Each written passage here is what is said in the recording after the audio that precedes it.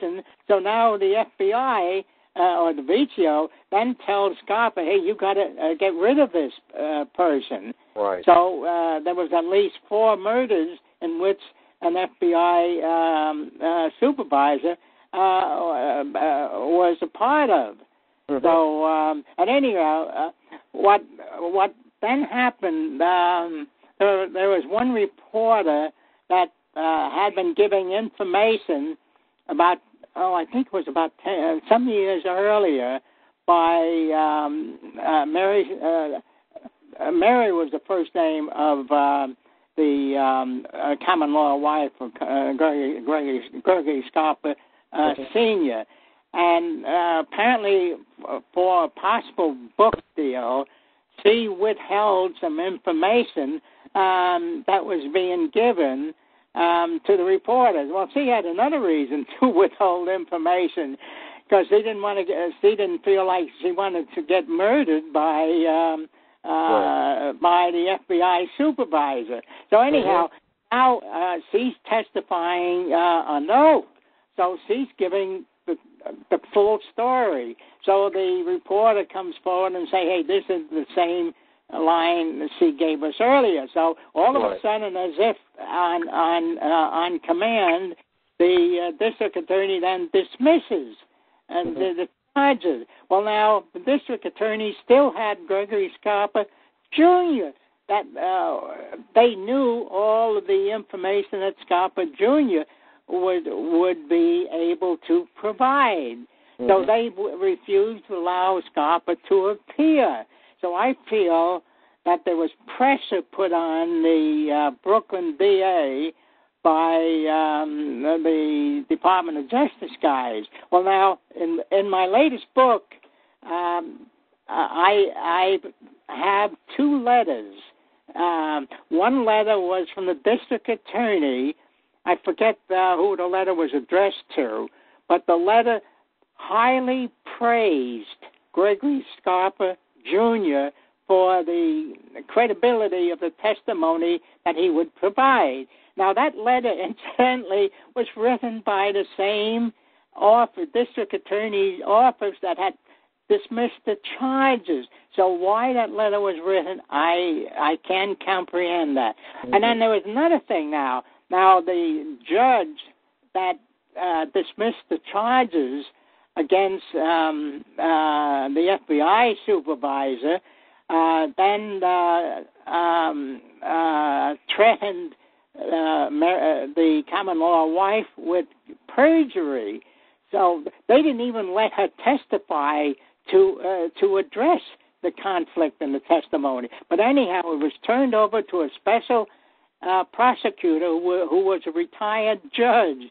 Well, I got a copy recently of the report by that judge, and the judge highly praised the common law wife about her testimony, felt and stated it was very accurate, and there were some serious problems here that should be investigated, but that were outside of his authorization. Okay, so let me ask you something here. So, in other words, she was going to be charged with perjury. There was a special investigator, a retired judge, who came in and investigated that testimony, which they claimed was perjury, and found that to be accurate information, and she did not perjure herself. Is that what you're saying? Oh, absolutely. And that report is in my latest book, which is the one, Crimes of the FBI, DOJ, Mafia, and Al-Qaeda. Mm-hmm. And so I have excerpts of the report, and it's quite a long report. I don't remember how many pages, but it was at least 12 pages. Right. Let's go back 1 second to Richard Taus. Now, Richard Taus lived in Suffolk County, New York. Okay, he worked in the New York field office. He was accused for using government funds when he put $4 of gasoline in his own personal automobile while he was on surveillance or while he was working at that specific moment of time. Yes, 4 years. He had to go back quite a ways. Now he had to fight. Now he was fighting that charge, obviously. So they came up with another charge and said that he was having inappropriate activity with minors. Is that correct? Yes. Okay, so now he's in Dannemora prison for 50 years on trumped-up charges. And I have heard in the past, we do speak to some mutual people. I don't know if you speak to many of them anymore, but what they were telling me at one particular point in time, there was some kind of action to try to get Richard Taus out of jail. Was there anything ever incorporated in doing that? Well, now, Richard Taus had put a petition in to Governor Patterson about 6 months ago for clemency. I'm glad you brought that up because here's another angle to this.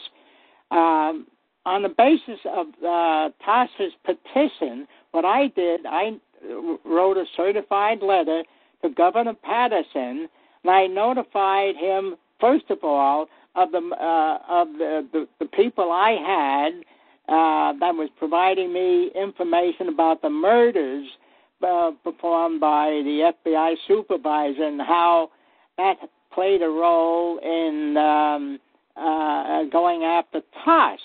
Mm-hmm.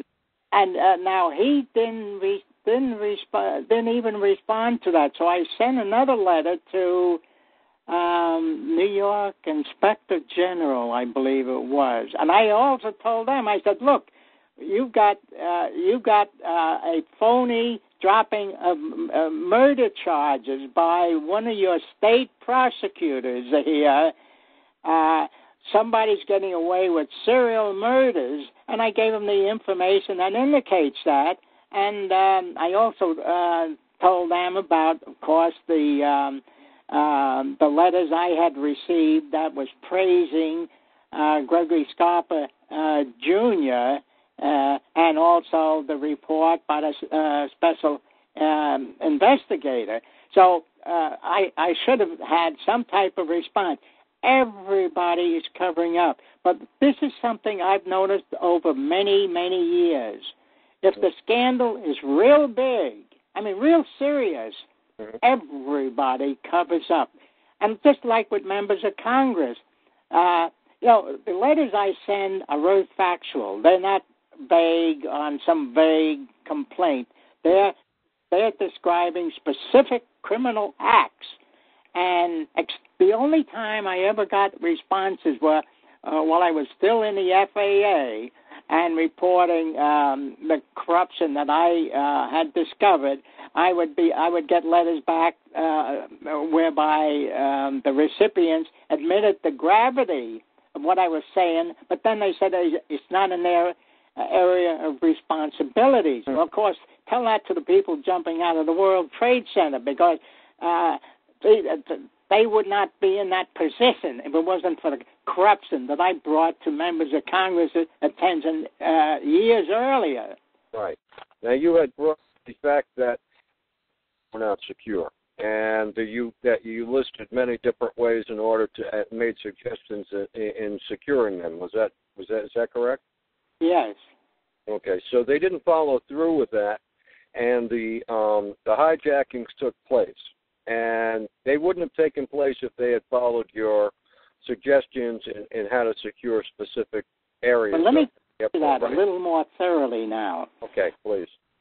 Now, a year before, well, first of all, my first letters, my first federal actions were filed in the late 1970s, and they were filed under two particular federal statutes. The main one was the Federal Crime Reporting Statute. That's Title 18 U.S.C. Section 4. And that says that anyone who knows of a federal crime must report it to a federal judge or the federal officer. Well, since all the other federal officers were covering up, I felt, okay, I'll make a record. I'll report it to a federal judge in writing. Now, and I filed a lawsuit on it. Now, under law, a federal judge must receive that information as part of his administrative duties, not judicial duties. And what he does with it after that, then that's out of my hands. Right. But when I filed the first one, well, first of all, the judges, and I filed them in San Francisco, the first 2 or 3 that I filed, the judges admitted, yes, Mr. Stich, these are serious charges.